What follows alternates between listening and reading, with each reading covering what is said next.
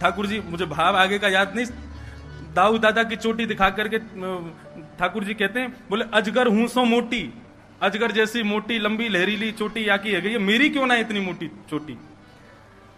तब दाऊ दादा फिर चढ़ाते हैं, बोले तो को कच्चो दूध पिवावे यशोदा मैया, मुंह को तो बढ़िया छान के धोटो दूध पिवावे, या हमारी मेरी बढ़िया रही है। ऐसी ऐसी लीला दाऊ दादा कन्हैया के साथ में करते हैं। आज ठाकुर जी बोले मुंह को बदला लेनो आते, जब देखो मेरे पीछे पड़ो रे, कछु करन ना देवे, और सब ग्वाल बालन के संग मिलके मेरी बड़ी हंसी उड़ावे। आज या दाऊ दादा कोई देखनो मुझे।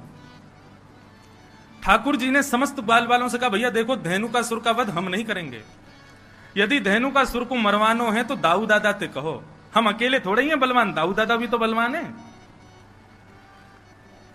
सब ग्वाल बाल दौड़े दौड़े दाऊ दादा के पास गए, बोले दाऊ दादा आपके बल की तो कहा कही जाए, आप तो इतने बलवान हो, ऐसे हो वैसे हो, खूब प्रशंसा की।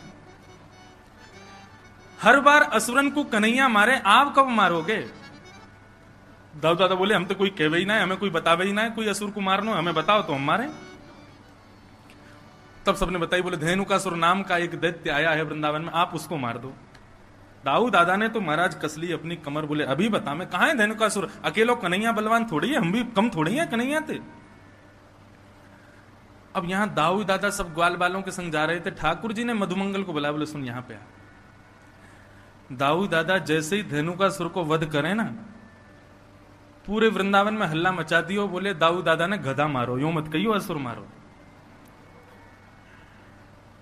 पूरे वृंदावन में हल्ला मचवा दी, और सबंत कह दियो दाऊ दादा ते छुए नहीं, गधा को मार के आए। मधुमंगल बोलो मुंह को कहां मिलेगो, बोले बढ़िया दूध पिवाऊंगा तो को, और तू कहेगो छाछ पिवाऊंगा, दही दे दूंगा, मक्खन खवाऊंगा अपने हाथे, तू मेरे बस इतना काम कर दे। मधुमंगल बोलो ठीक है कर दूंगा। अब महाराज दाऊ दादा धेनुकासुर को मारने के लिए गए। साधारण गधा नहीं था, विशाल विकराल गधा, एक पूरा वन उसके वश में था, आज भी वो वन है। जैसे ही दाऊ दादा को धेनुकासुर ने देखा, दूर से ही महाराज दुलत्ती उठाता हुआ धेनुकासुर आया। दाऊ दादा ने दांव पेच खेला, उसके भीतर नीचे से जाकर के उसके दो टांगों को पकड़ के आसमान में 4-5 बार घुमा घुमा के एक वृक्ष के पास जाकर के फेंक दिया। वृक्ष से टकरा करके धेनुकासुर का वध हो गया।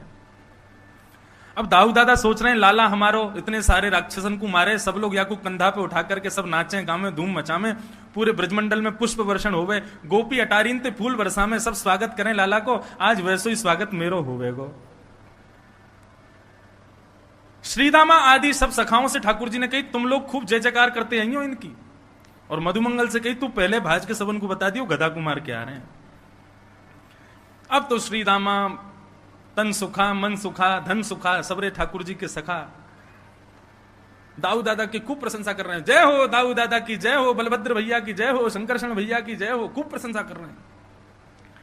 दाऊ दादा कह रहे हैं अब वृंदावन आवे वारो है, समस्त गोपियां छत पे खड़े है के पुष्प बरसाएंगी, यशोदा मैया मेरी आरती उतारेगी, रोहिणी मुंह को हृदय से लगावेगी, कन्हैया मुंह को दंडवत प्रणाम करेगा, आज मैंने भी राक्षस मारो।